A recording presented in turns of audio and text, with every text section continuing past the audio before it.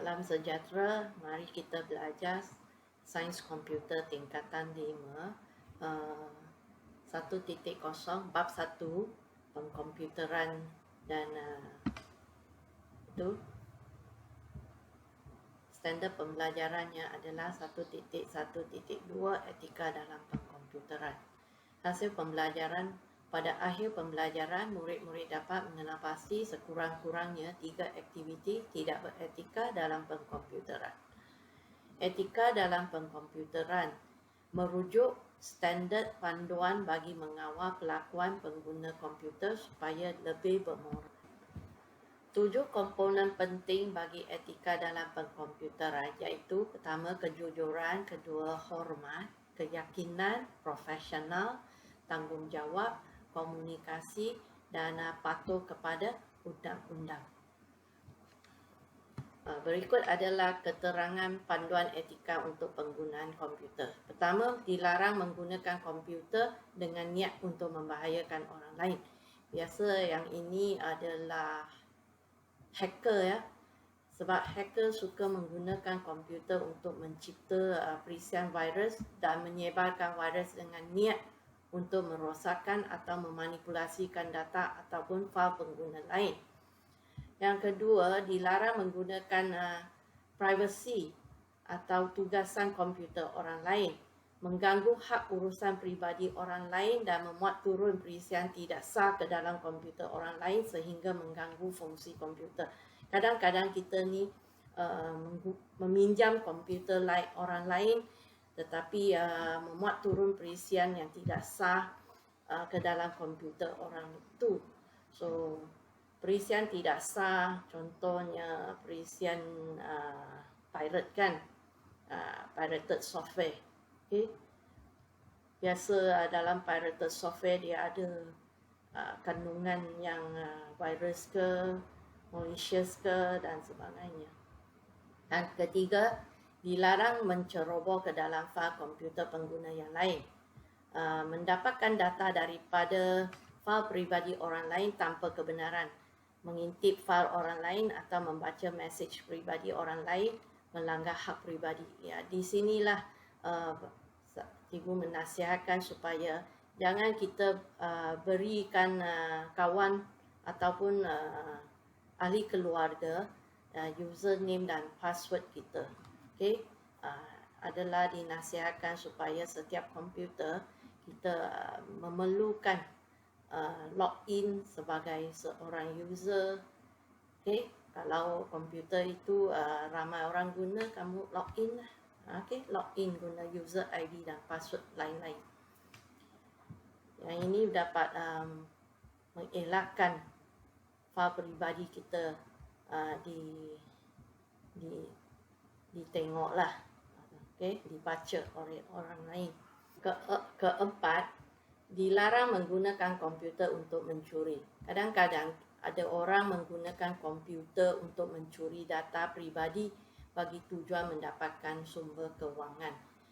Yang ini bagi hackers, mereka suka guna perisian phishing lah untuk mencuri data peribadi. Data peribadi contohnya user ID dengan password kan. So, kelima, dilarang menggunakan komputer untuk bertindak sebagai saksi palsu. Menggunakan komputer untuk menyebarkan berita palsu dengan mengubah maklumat tentang seseorang yang boleh merosakkan nama baiknya. Ini kebelakangan ini kita banyak membacalah berita palsu dan ini akan melanggar ya undang-undang cyber Malaysia tu. Okey, keenam, dilarang menggunakan atau menyalin perisian orang lain tanpa kebenaran.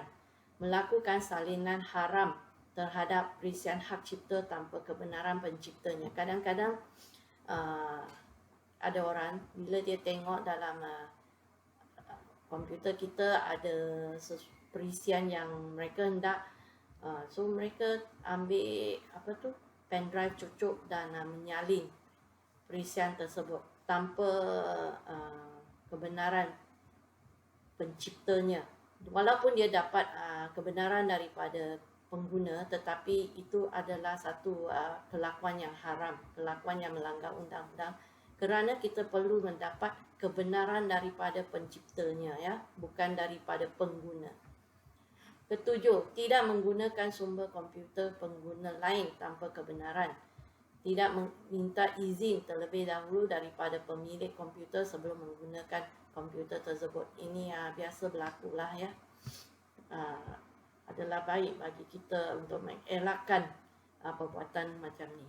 Okey. Ke-8, dilarang menggunakan harta intelek orang lain sebagai hak milik, membuat salinan atau mengkomersialkan perisian tersebut tanpa kebenaran pemiliknya. Yang ini dulu memang kerap kali berlaku lah. Okay? Bukan dulu lah, sekarang pun sama.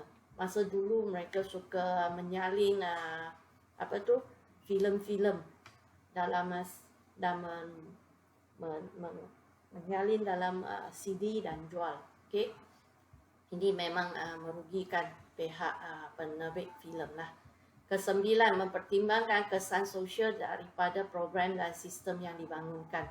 Pembangunan perisian mencipta permainan video adalah perisian pendidikan dengan tidak mempertimbangkan jenis kandungan yang mempunyai unsur-unsur yang tidak baik dan memberi kesan negatif kepada kanak-kanak. Yalah, kadang-kadang apabila pencipta permainan video dia lebih ada unsur-unsur keganasan, ini memang kurang baik lah. So kita kena pertimbangkan lah. Okay? Jangan sampai mendatangkan kesan negatif kepada kanak-kanak. Okay? Disaran menggunakan komputer dengan menunjukkan pertimbangan dan menghormati pengguna lain.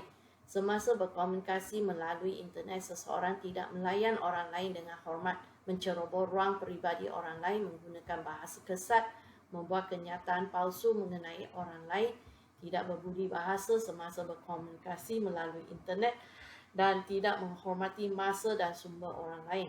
Selain itu, seseorang itu tidak bertimbang rasa dengan pengguna komputer baru. Ini cyberbully, ya.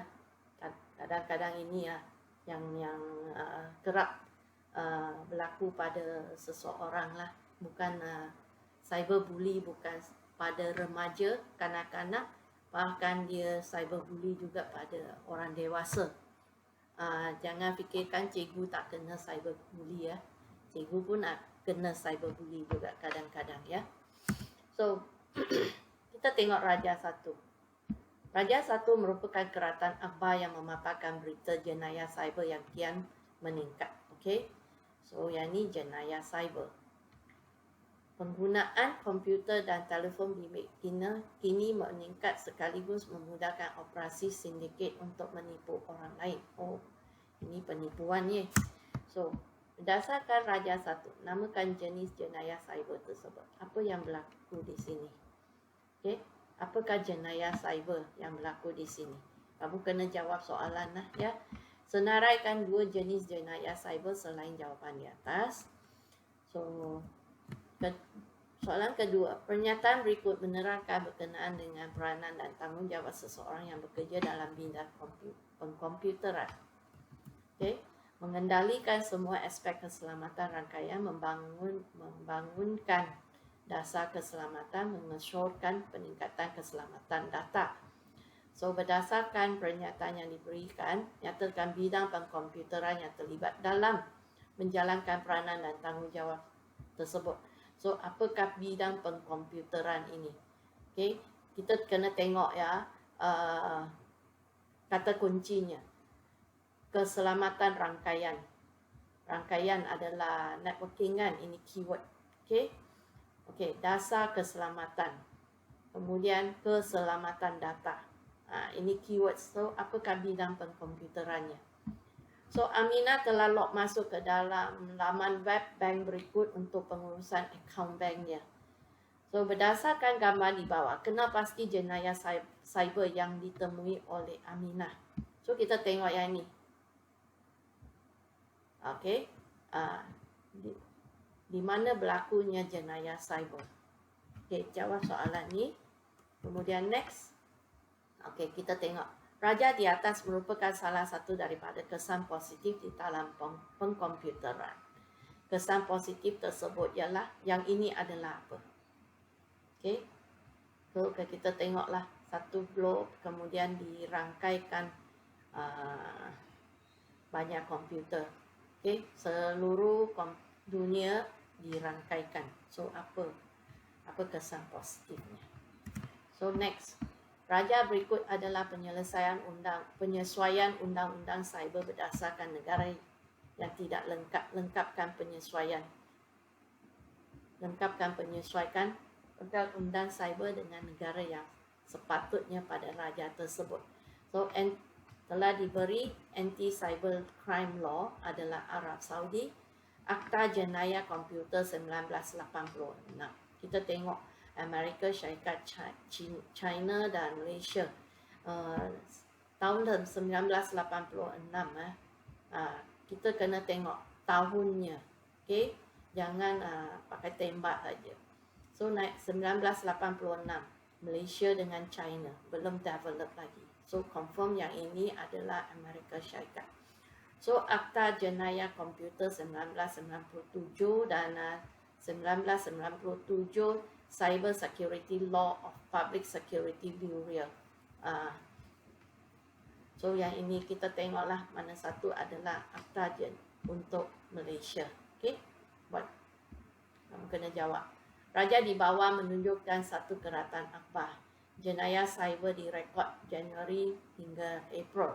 Okey, kena bacalah sedikit. So terangkan 3 jenis jenayah cyber dari perspektif pengguna sendiri. Okey, kena terangkanlah. So raja berikut menunjukkan akta-akta jenayah cyber yang dikuatkuasakan oleh kerajaan. Ada Akta Jenayah Komputer, Akta Hak Cipta, Akta Komunikasi dan Multimedia, Akta Tanda Tangan Digital dan Akta Cakra Optik. So berdasarkan raja tadi, nyatakan akta yang boleh disabitkan dengan kesalahan di bawah. Seorang penjual cakra padat digital haram dihadapkan ke Mahkamah Seksyen Shah Alam atas 2 pertuduhan, iaitu memiliki alat penyalin DVD dan memiliki salinan DVD langgaran filem pada Khamis lepas. So yang ini tengok cakra padat digital DVD ya. Ini kita tengok apa benda ni. So yang penting mana kata kuncinya. Cakra padat digital, alat penyalin digital DVD, salinan DVD, langgaran filem ya. Kedua, ahli didapati melakukan kesalahan dengan menghantar komunikasi yang bersifat mengancam dengan tujuan untuk mengugut. Menghantar komunikasi yang bersifat mengancam. Okey, yang ni tujuan mengugut ni. Okey, gariskan setiap kali apabila kita terima soalan, kita buat garisan ya. Fatimah telah menceroboh akaun perbankan internet di sebuah bank tempatan dan memindahkan sejumlah wang ke akaunnya. Okey, menceroboh ini adalah kata kunci. Menceroboh akaun bank internet. Ini dia ya. So jawab soalan. So inilah pembelajaran kita hari ini. Sekian, terima kasih.